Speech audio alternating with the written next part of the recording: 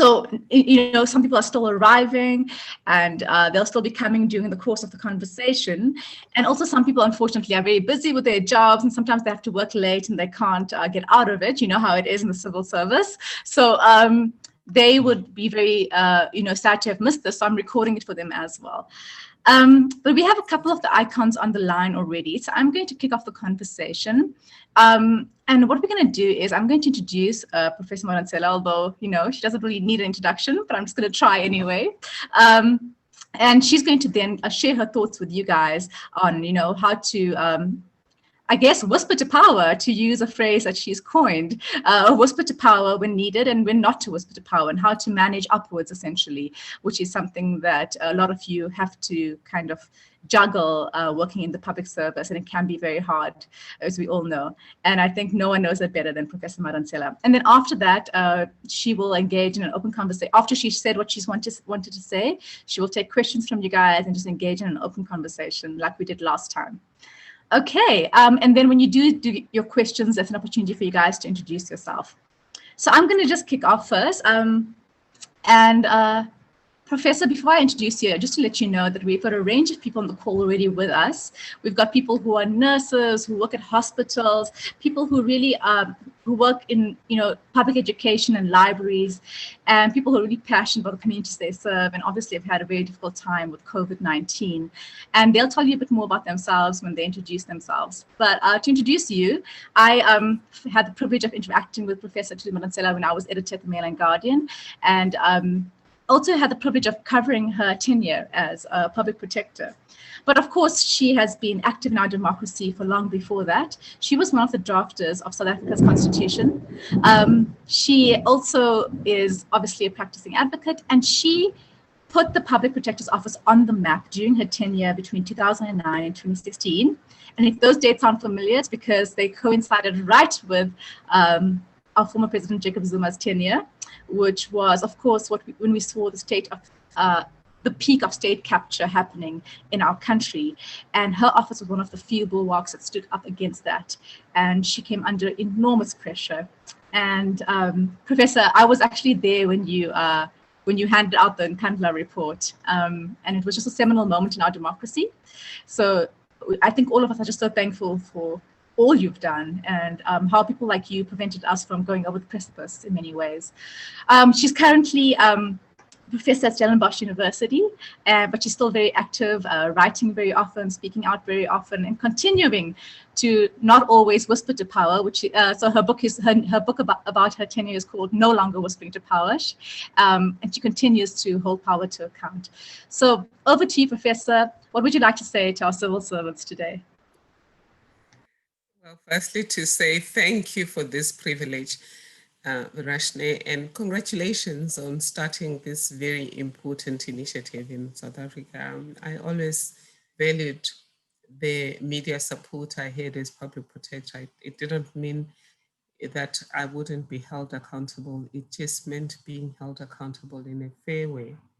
I like the idea of having an accountability lab. It is in line with what we're trying to generate as a public protector, but given the priorities of the time, we were never able to really achieve that. But the idea was to encourage public institutions and even business and civil society organizations to have their own integrity management system.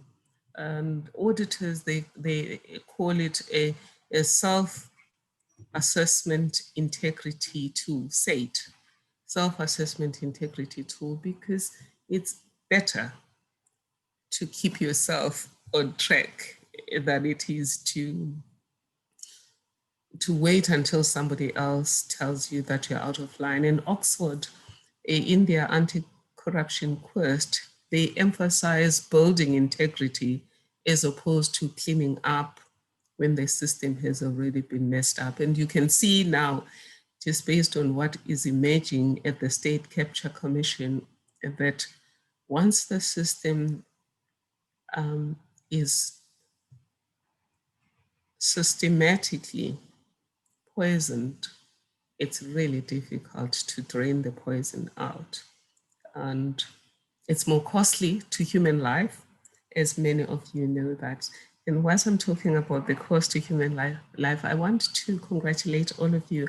I understand that the majority of people in this room are people that have won the integrity icon.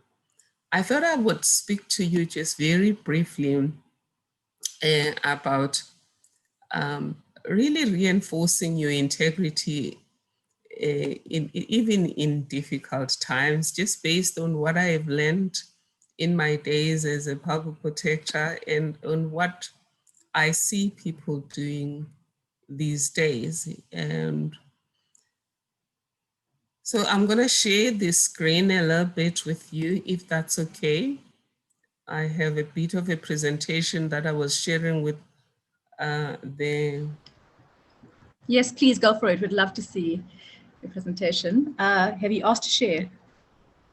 Okay, Yes, I'm hold on a trying to moment. do that. Okay. Okay, try again. Yes. It's the same I shared with people in the apolitical academy. We're really focusing on trying to cultivate young leaders that will be anchored in integrity and that will take South Africa forward, or that will take really the world forward with integrity at the core of the approach.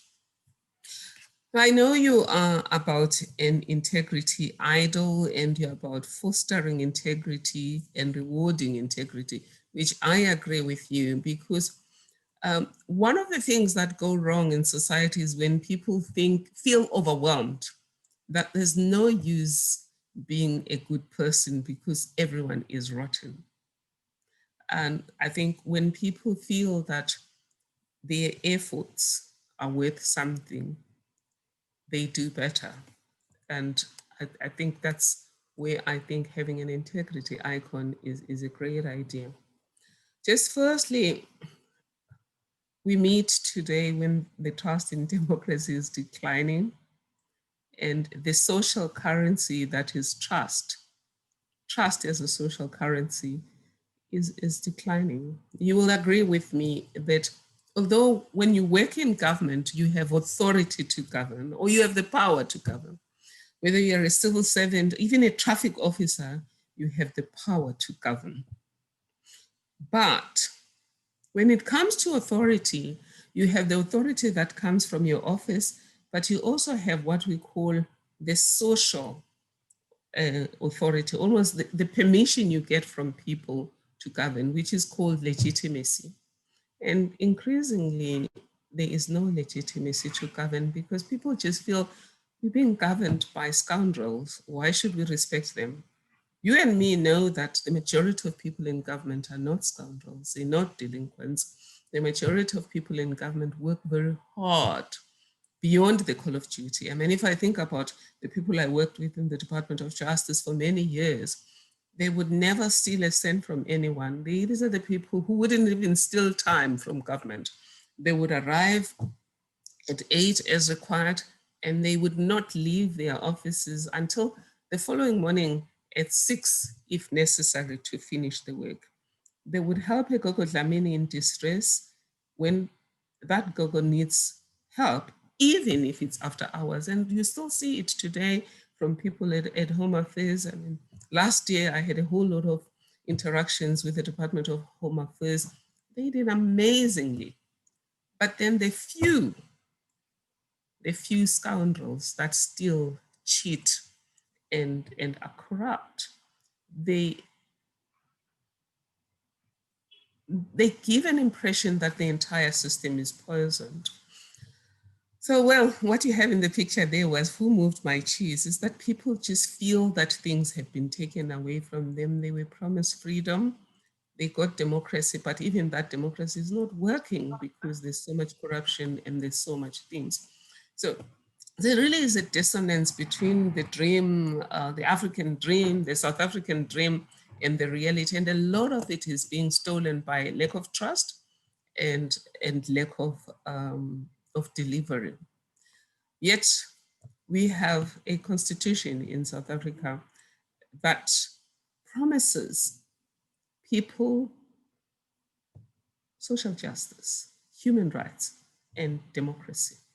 And democracy being the government of the people, by the people, or people's power. For example, the Constitution talks about we, the people of South Africa, recognize the injustices of our past, honor those who suffered for justice and freedom in our land, respect those who have worked to build and develop our country, and believe that South Africa belongs to all who live in it, united in our diversity. We therefore, through our freely elected representatives, adopt this constitution as the supreme law of the Republic so as to heal the divisions of the past and establish a society based on democratic values, social justice, and fundamental human rights. Lay the foundations for a democratic and open society in which government is based on the will of the people and every citizen is equally protected by law. Improve the quality of life of all citizens and free the potential of each person, and then build a united democratic South Africa able to take its rightful place as a sovereign state in the family of nations. You will agree with me that whilst we haven't become a laughing stock like one big democracy that I would not mention by name, but in Africa we used to be respected, and we reached a point where we still are highly respected, but a whole lot of question marks are raised about us. But you have become integrity icons because you are the citizens of this country, and mostly the young people of this country have decided you're not going to mourn the darkness, you're going to light the candle, or better still, you're going to be the candle. So what are the integrity and ethical foundations of our democracy? We've heard about what our people promised.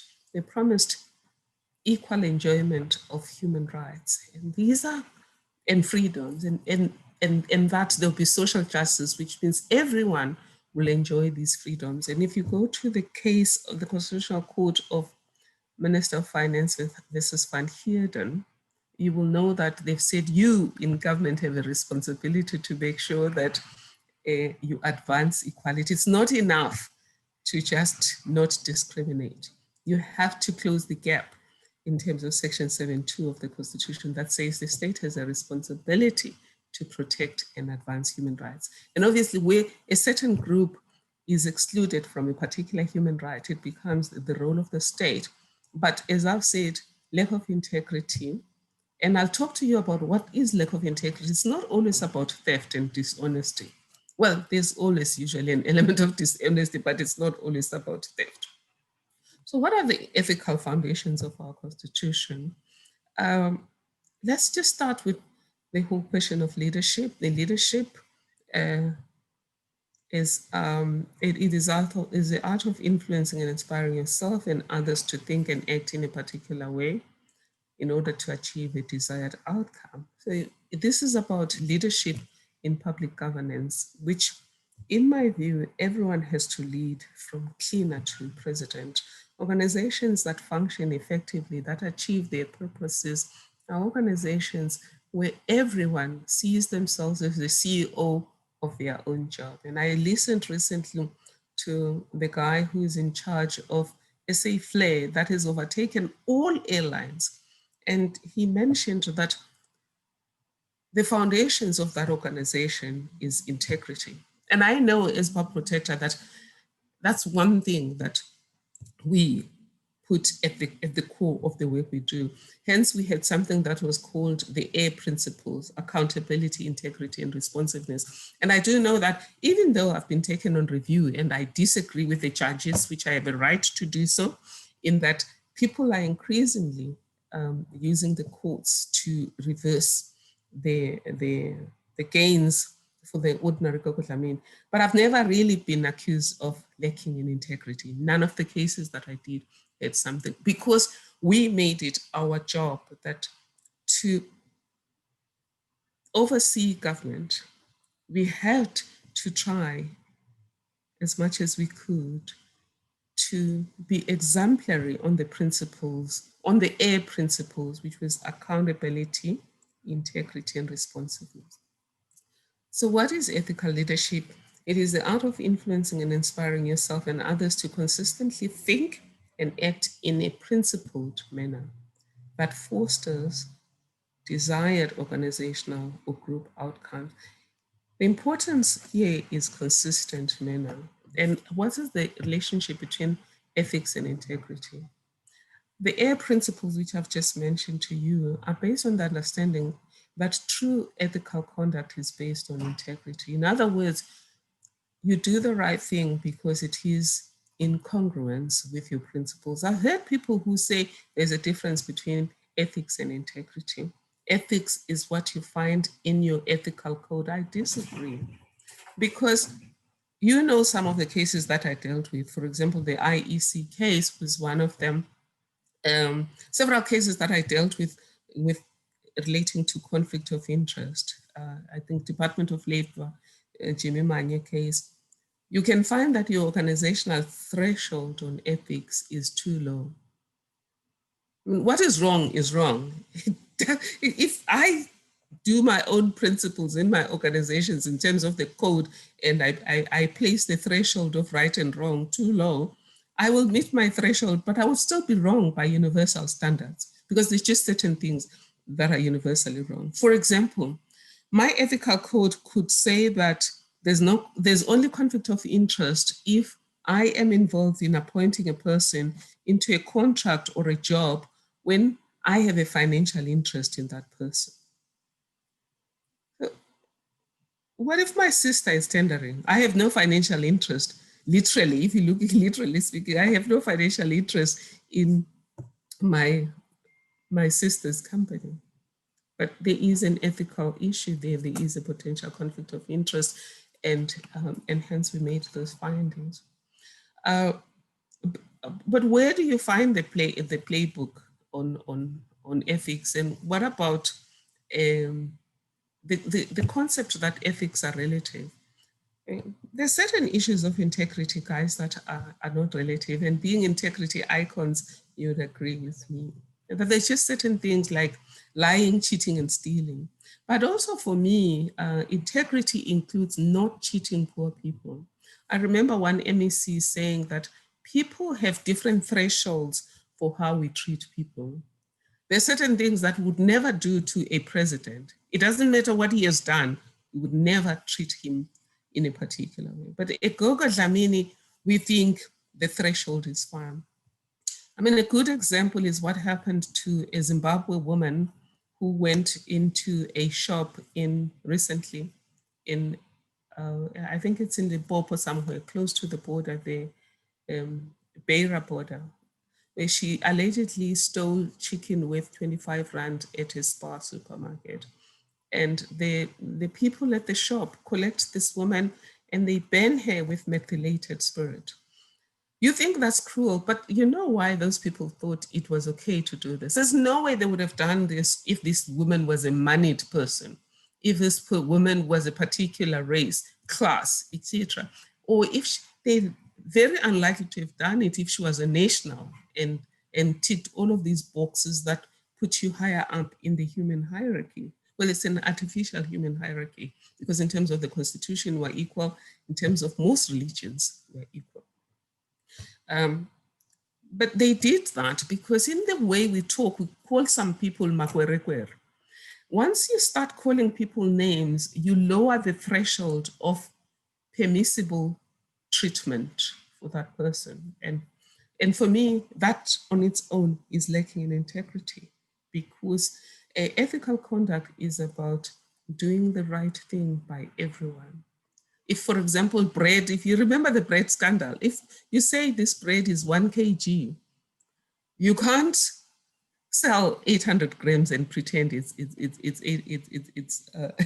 kg, as the bread scandal did, robbing the poor, because the majority of people who rely on bread are the poor. So where do we find the rules? For us in the public sector, we are lucky in that the rules start with the Constitution. The preamble tells us what kind of society are we trying to create. Section 1 stipulates the fundamental values, the foundational values and principles. Section 36, Section 136 stipulates the ethical consideration or key ethical considerations for members of the executive in the provinces. Section 195 stipulates the requirements for the national, Section 195, it's ethics. It is ethical and principles for everyone in the public service. Section 36 is what is permissible in terms of limitation of rights. Section 237 is what is, it's the requirement that we should prioritize constitutional requirements.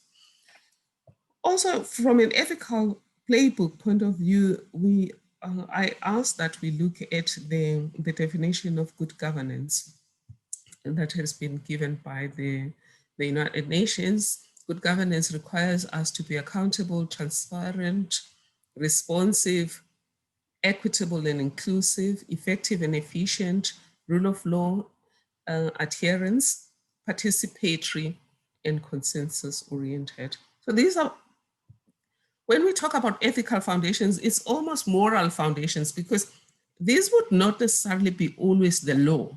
It would be the moral considerations that you're supposed to make. And I'm always saddened when they say, no, I can't resign from office. I can't be regarded as a wrongdoer because no criminal court has found me guilty.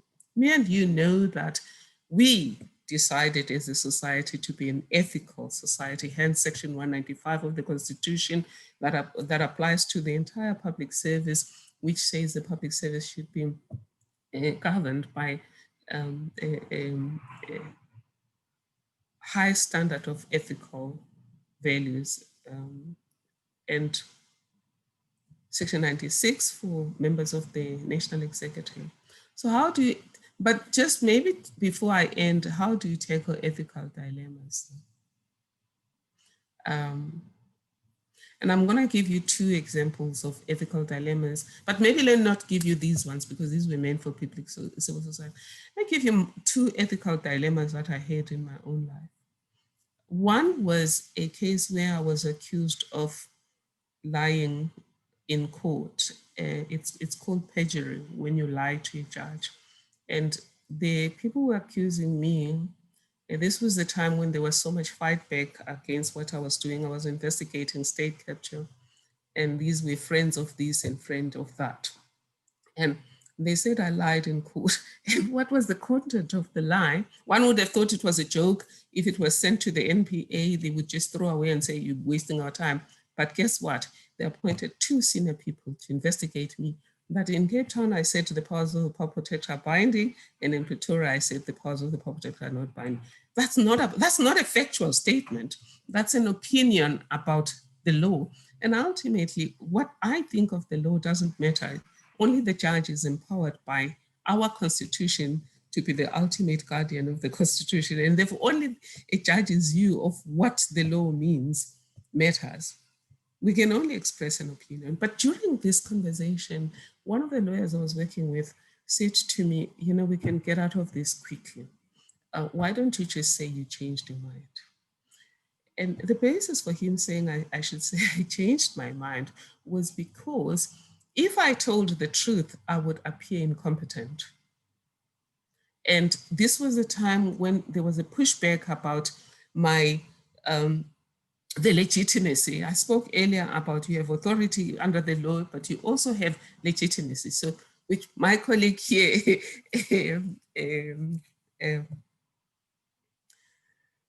would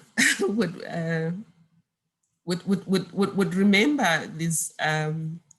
What the media would do in cases like that. It's almost like when a shark starts smelling a little bit of blood, it zeroes on you.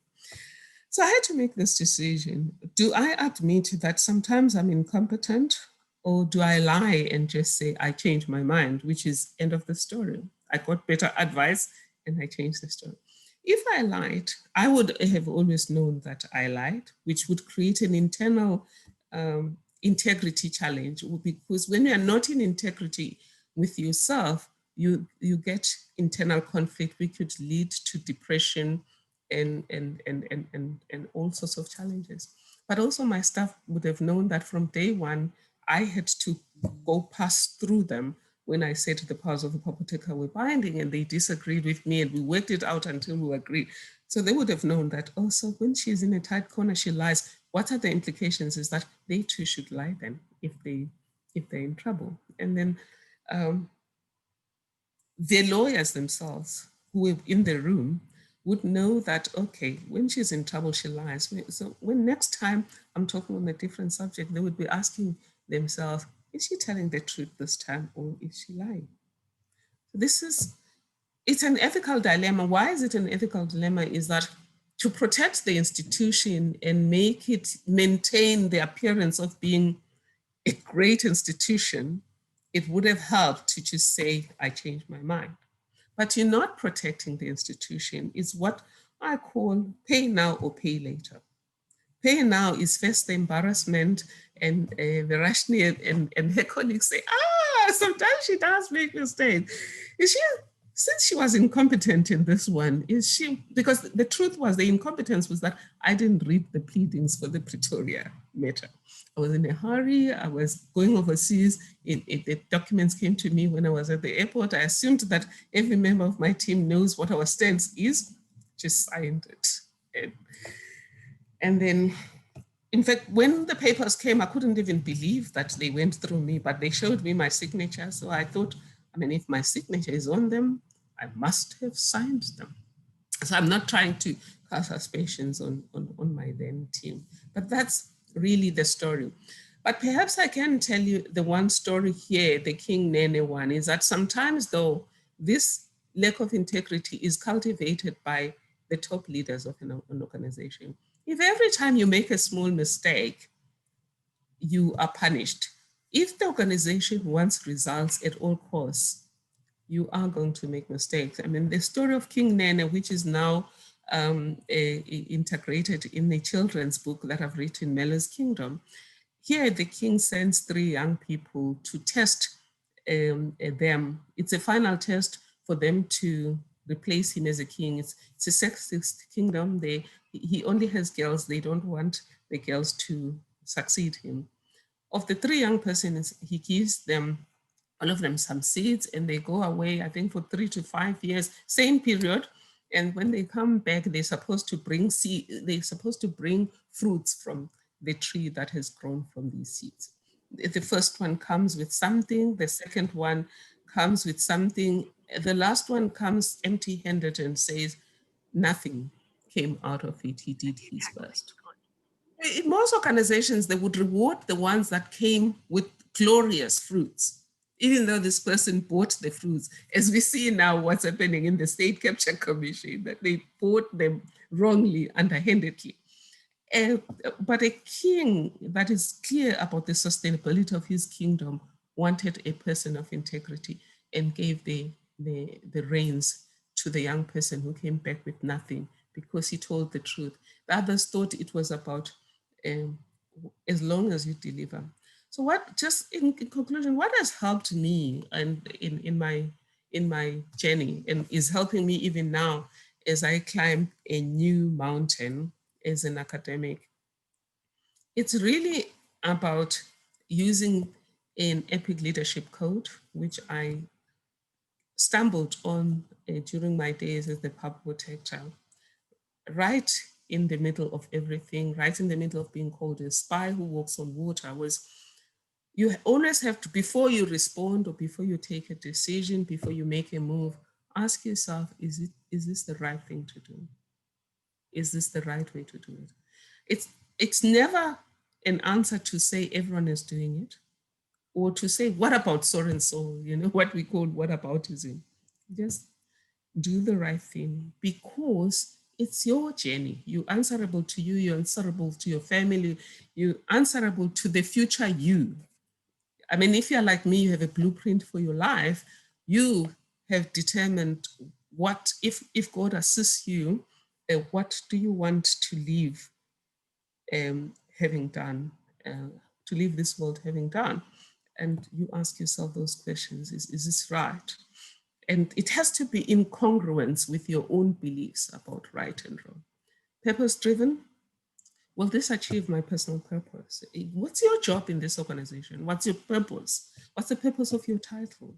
And is this in line with that? Is it in line with the organizational purpose? Is it in line with the constitutional purpose? This applies also when you have to decide whether to disclose a mistake that you've made. And some of the mistakes are difficult ones, like a doctor left a swab inside a patient. I think you just have to disclose. Doctors are human, and if they're tired, they're tired. Impact conscious, am I happy with the systemic impact?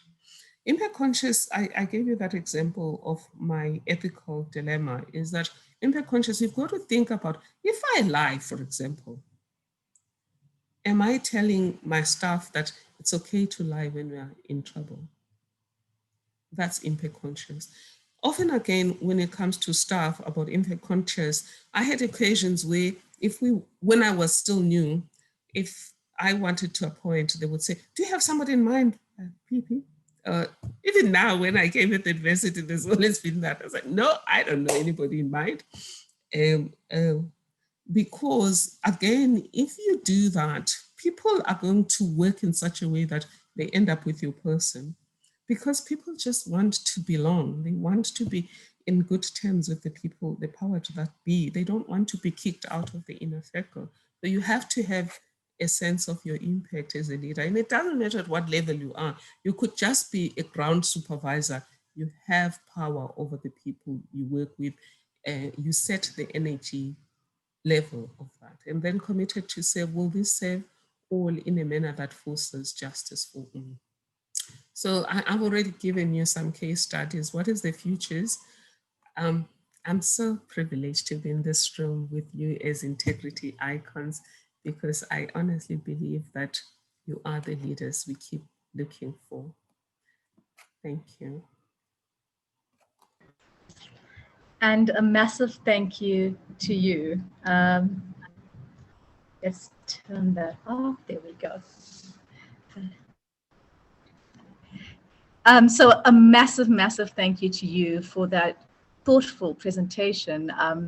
I think so much of what you said would resonate a lot with our icons. The idea of being in that tight corner, I didn't actually know about the kind of turmoil you went through and the advice you were given around that court case about, well, why don't you just like tell a little white lie, it'll just resolve everything. And how you went through a whole process of what that would mean, not just for your work, but for yourself. And I think that is really amazing. Before we open up to the floor for questions, Prof, I wanted to ask if you would perhaps give a message from the heart for our new Integrity Icon winners. We are going to be honoring them at a ceremony, as I've told you, in early December. And, we're really sad you can't join us. And I was wondering if you could perhaps address the current icons as well as the future icons with a message of congratulations and encouragement in the work that they do. To the integrity icons, current and the future ones, if you think that what you're doing is too little to make a difference, there's an African proverb that says, think about a mosquito. Also, though, sometimes there are costs to what you do, but nothing is ever without cost. For those who do the wrong thing in order to belong, there is a cost, because you can never belong if what you do is against your own values when it comes to integrity. You can also never belong if you have to keep looking behind your back, wondering what will come to the fore. I think we're turning the corner, though, in terms of a critical mass of people who are willing to do the right thing. And therefore, hang in there, continue to be the light in the system, because no matter how small a light may be, it has power over darkness. But when lights are connected, they're formidable against darkness. And being an integrity icon not only raises your light to be seen by the world, It also offers an opportunity for you to be connected to other ambassadors of integrity in this country and in the rest of the world. So continue to do the right thing. As I said, you are the leaders we keep looking for. That was very special. Thank you so much again. I'm now going to open up to questions. If anybody would like to say something to Professor, a note or a question, please introduce yourself and go for it.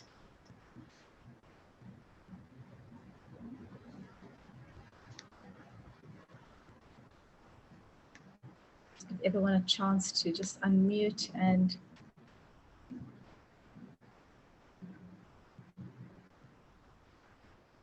right. Sheena, Sherry, Siliziwe, Benny, if you guys have, oh, Mashallah Khai. Okay, Mashallah Khai is just unmuted. Would you like to introduce yourself, Mashallah Khai, and ask your question? Hi, Sheena. Hi, colleagues. Hi, Prof. Hello. Actually, Hi. actually, Sheena, I don't really have a question. I would like to thank you for giving us this because it gives us courage and strength to go on. Because if you're working with integrity, you have realized is bound to would be criticized left, right, and center. So it gives us courage to hold on and to continue doing the right thing. Thank you so much. Thank you to you too, Mashallah Khai. Thank you so much, Mashallah Khai. Mashallah Khai, before you log off, don't you want to just tell the Prof what you actually do, as I didn't actually introduce everyone? Okay, thank you very much. I'm working in the Department of Education in library services, wherein we're promoting issues of reading. Because as Africans, the graph shows that the readers are very few, starting with ourselves, and we expect our children learners to read. So we're promoting reading presently. That is what I'm doing. And if Prof has access books or knows someone who can donate books, it will help a lot. Thank you, Sheena. Well, thank you, Mashallah Khai. I'm promising to donate to you 10 books. Well, wow. 10, one copy, it's the same book though, for young ones, because I learned lessons about integrity from storytelling, from my parents, from my grandparents, and from the church. I don't remember being sat down and said, we're now about to teach you about ethics and integrity. It was always about stories that were told about greed, about theft. I still remember the story of Gimba, for example, the guy who was sent to one village to go and collect food, and then he got hungry along the way, and then he ate some of it. And then he started enjoying it, and still he ate all of it. And then, but he hid the fact that he had eaten the food. And then, but then the food collected together his feces, became a human who kept embarrassing him, which was a story about whatever we do in the dark will eventually come to haunt us. So, Mashallah, I will get your details and I will donate. We just wrote this book that is trying to revive storytelling, but for the little ones from the age of 3 to about 13. It's called Mello's Kingdom, and because I wrote it for my granddaughter, whose name is Mello. And the stories are written by several people, including her paternal grandfather, but it's all about little stories about right and wrong. The whole book is about teaching little ones about right and wrong and the consequences of wrong, but not in very difficult ways of people dying and things like that. It's pitched at the level of the little ones. And John Carney said he enjoyed it, even though he's old, he found resonance with his life as a little kid and the storytelling. And I got the same response from Oprah, not from Oprah, by God, our own equivalent of Oprah, which is Felicia Moguzosa. Felicia. Yes. Okay, well, I'm sure, mashallah, like everyone else, is just blown away by your generosity. I think 10 copies of that book is just going to be amazing. Who knows what little one's life it will impact and what path they will take. So, Prof, that's a huge thank you from us as Accountability Lab, and we'll liaise with you afterwards to facilitate that donation. So thank you so much for that. Yeah, let me hand over to the next person who would like to ask a question. I see Sakile is unmuting. Sakile, okay. Would you like to introduce yourself and make your comment? Okay. My name is Sakile Ngosi. I'm working in the public sector, Department of Health. I am an audiologist in a rural area. So I qualified in 2016, served in public service up until now. So I'm still considering myself an infant in the public sector. So although like an infant that is extremely shocked with what we are experiencing on a daily basis, and I would say now I'm not having a question, but I'm grateful for this opportunity and to be able to listen to someone who walked the path before and who've experienced all the struggles that we are still experiencing at the moment, because too often we are more reliant on our supervisors who aren't even helpful.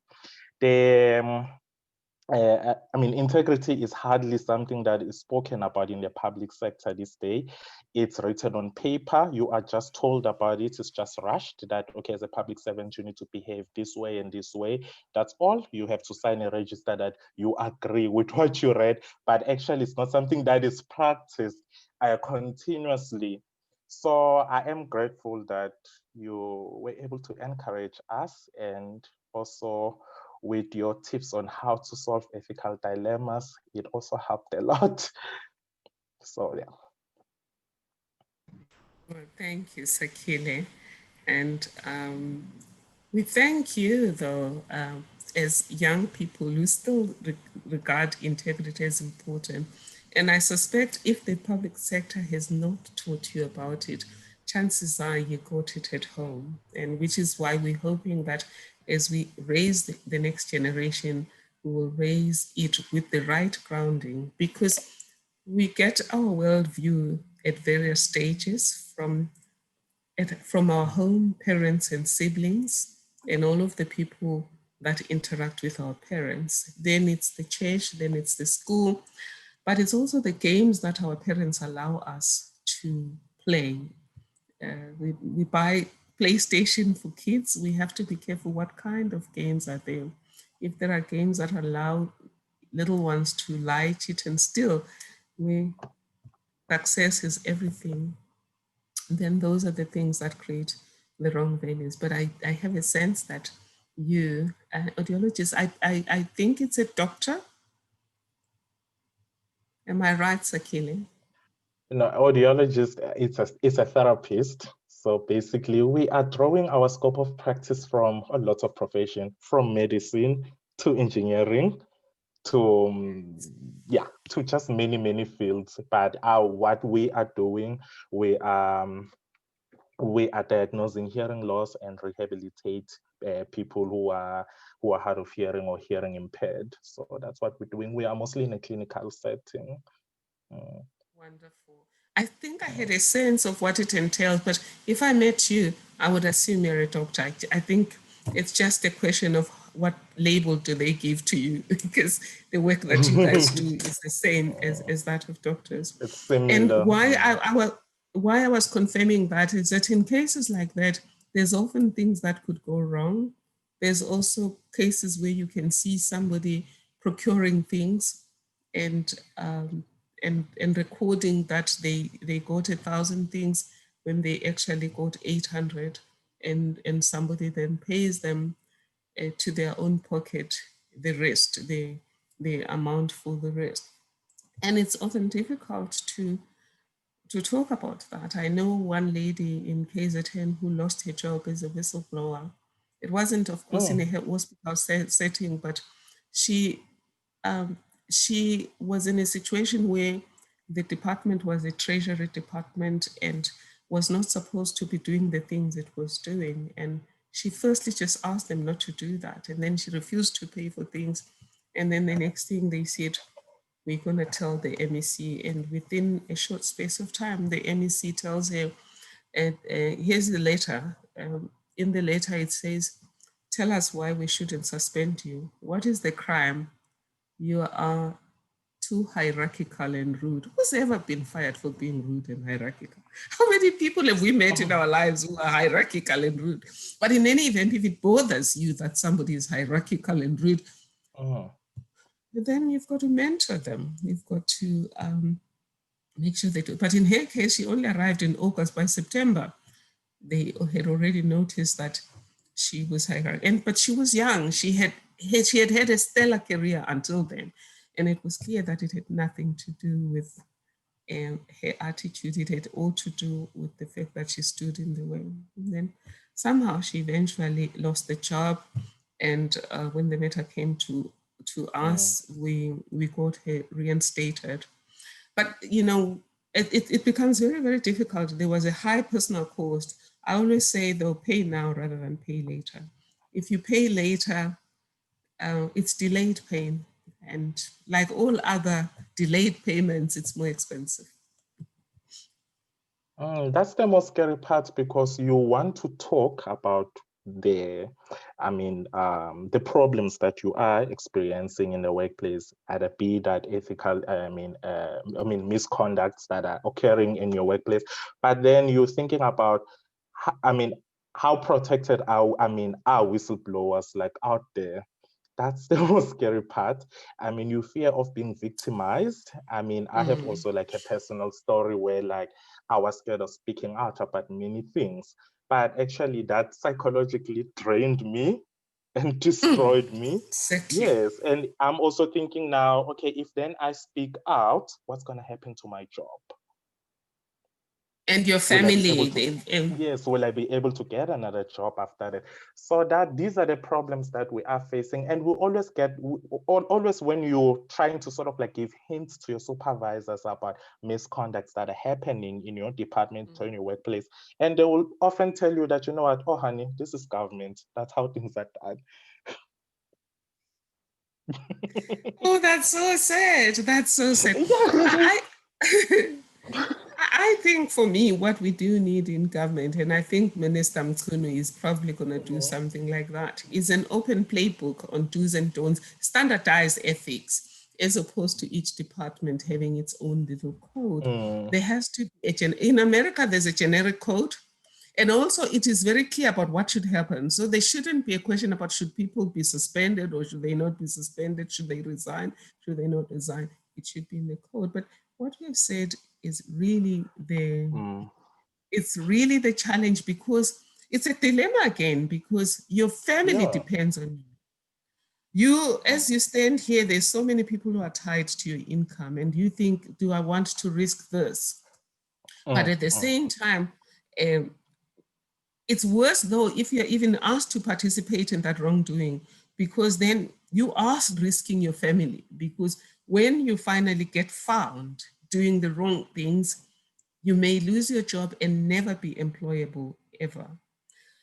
And therefore, what I would recommend in cases like that is please don't go to the media. And I do know that there's a case, for example, now that has happened in one government department is if there's a problem like that, I know that if you are fired, if you go to the media, you will eventually be reinstated, but you will struggle to find a job again. Because again, for me, when we talk about ethics, there's also the ethics of confidentiality.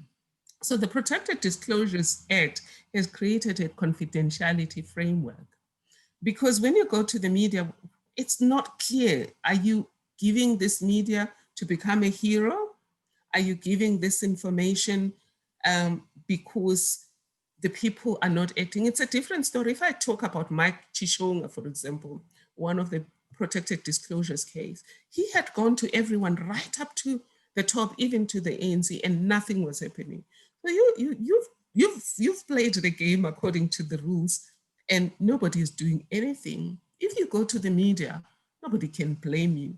But if you haven't been to the Auditor General, you haven't been to sent it on the public service anti-corruption line, and then the only place you start with is to give it to your friend in the media, it becomes a little bit of a problem, because even if you win this matter eventually in court, people will doubt your ethics about. But the other thing that we need to do, which has been said over and over again, we need to change the culture. The culture at the moment is such that we don't have an African word for whistleblower. In Zulu, for example, our word is impimpi. And impimpi is stigmatized, and that's what we use in the party. So we need to invent a cute word for a whistleblower.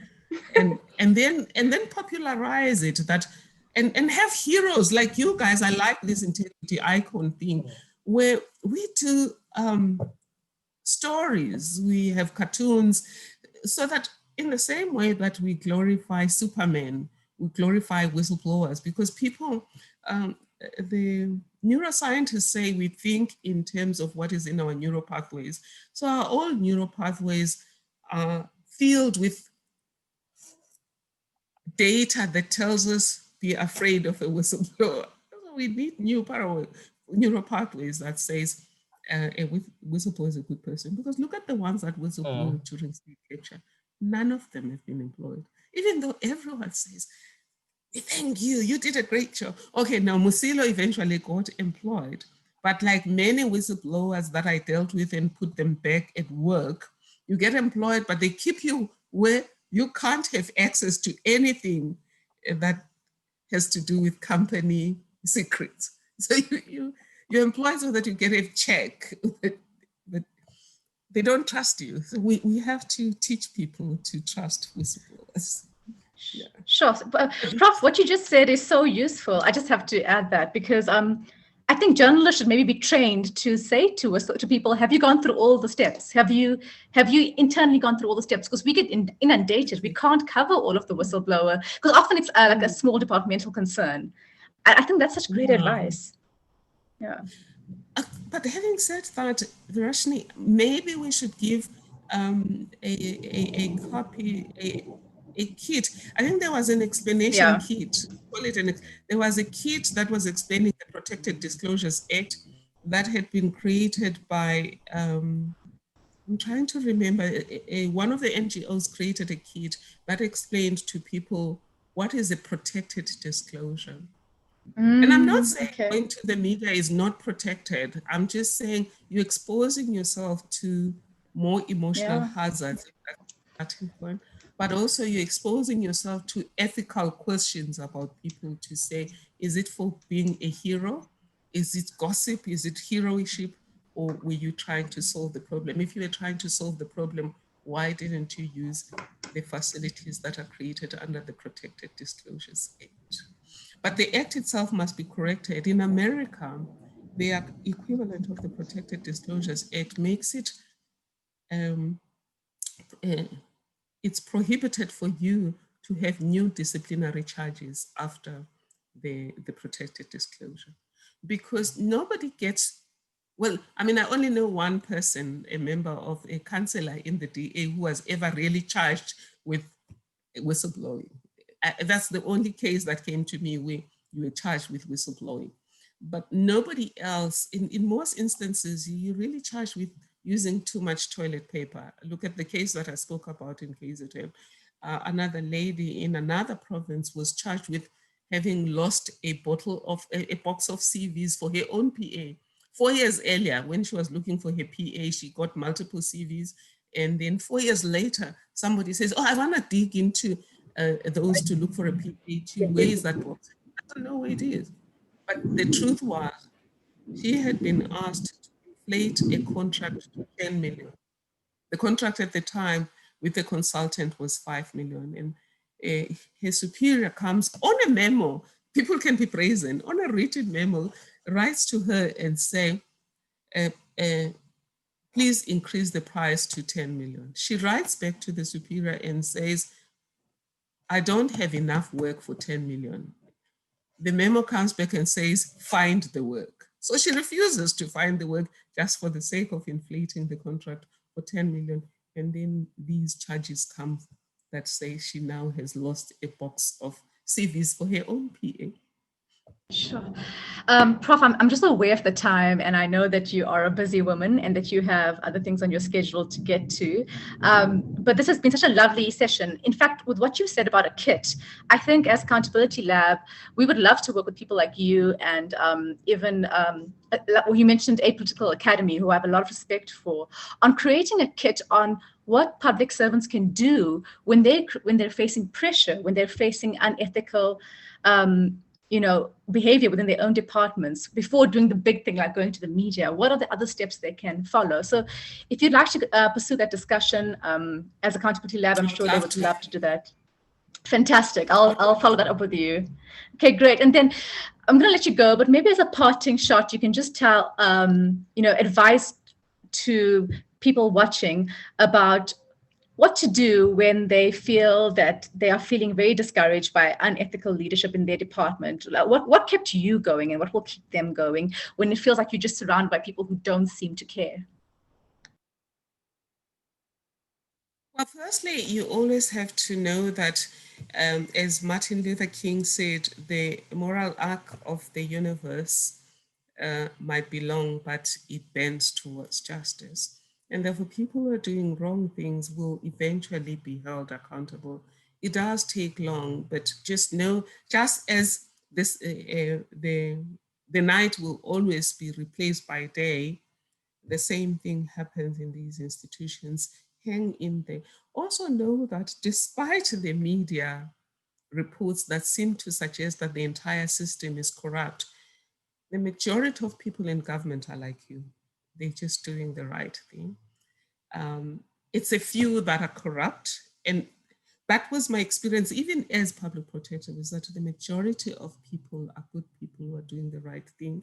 The wrong apples are a few. And if we connect our lights, we can beat them. And Ethiopians say, when spider webs combine, they can tie up a lion. And we can do this. I got goosebumps. We need to see you on more stages. You need to be encouraging all of us more. That was absolutely beautiful. We are so grateful to you. I'm going to be emailing you separately to follow up on all these discussion points, and all the best to you for the rest of your weekend, and bless you. And good luck. Well, enjoy the Integrity Icons event, and blessings. Before you go, Prof, I just want to hand over to Sheena to say goodbye. Sheena is the Global Communications Director for Accountability Lab. So Sheena, if you don't mind just saying goodbye and wrapping up for us. Hi, thank you, Varashni, and thank you, Prof. One eventful day many years ago, you shot you for Destiny magazine, you may recall. So now I'm at Accountability Lab, and yeah, just wanted to say thank you so much for sharing so openly with everyone. I think the messages you delivered today are the kinds of messages that we've been able to spread to all our icons around the globe. So thank you for sharing so openly and for being such a voice of wisdom for all of us. We're very grateful for your time and insights.